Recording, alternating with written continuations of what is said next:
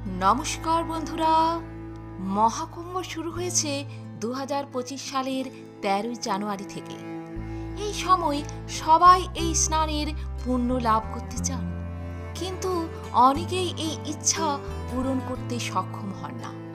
কিন্তু ঘরে থেকে এই পবিত্র স্নানের পুণ্য লাভ সম্ভব। তো চলুন জেনে নেওয়া যাক কিভাবে সম্ভব।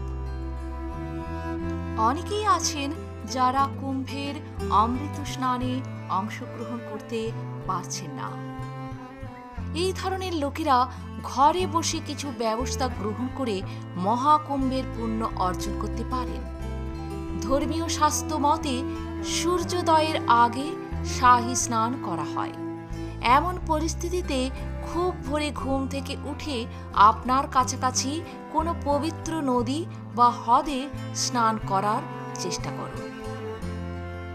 যদি আপনার আশেপাশে কোনো পবিত্র নদী না থাকে, তাহলে আপনার বাড়িতে স্নানের জলে গঙ্গা জল মিশিয়ে স্নান করা উচিত।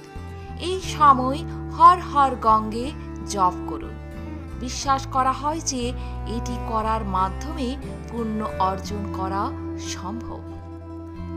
স্নান করার সময় ভগবানের ধ্যান করুন এবং এই মন্ত্রটি জপ করুন।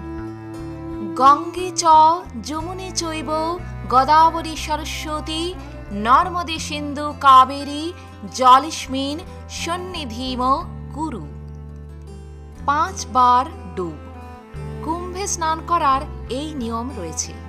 এমন পরিস্থিতিতে আপনারও নদী বা হ্রদে 5টি ডুব দেওয়া উচিত এবং স্নানের সময় কখনোই সাবান, শ্যাম্পুর মতো জিনিস ব্যবহার করবেন না। স্নানের পরপরই পরিষ্কার পোশাক পরুন এবং সূর্য দেবতাকে জল নিবেদন করুন। এরপর মা তুলসীকে জল নিবেদন করুন। সূর্যদেব ও তুলসী গাছে জল দেওয়ার পর বাড়ির পুজোস্থলে বসুন। ভগবান শ্রী হরি, বিষ্ণু, শিব এবং অন্যান্য দেবদেবীদের ধ্যান করুন। মহাকুম্ভের সময় দানের বিশেষ গুরুত্ব রয়েছে। এমত অবস্থায় বাড়ি থেকেই আপনি গরিব বা অভাবগ্রস্তদের খাদ্য, বস্ত্র ইত্যাদি দান করুন। মহাকুম্ভ আত্মশুদ্ধি ও আত্মদর্শনের উৎসব। শাহী স্নানের দিন সারাদিন উপোস রেখে সূর্যাস্তের পর সাত্ত্বিক খাবার খান। এতে করে ঘরে বসেই মহাকুম্ভ স্নানের পুণ্য লাভ করা যায়। তো বন্ধুরা, আজ এ পর্যন্তই। ভালো থাকবেন, সুস্থ থাকবেন। যদি ভিডিওটি ভালো লাগে একটা লাইক অবশ্যই করবেন।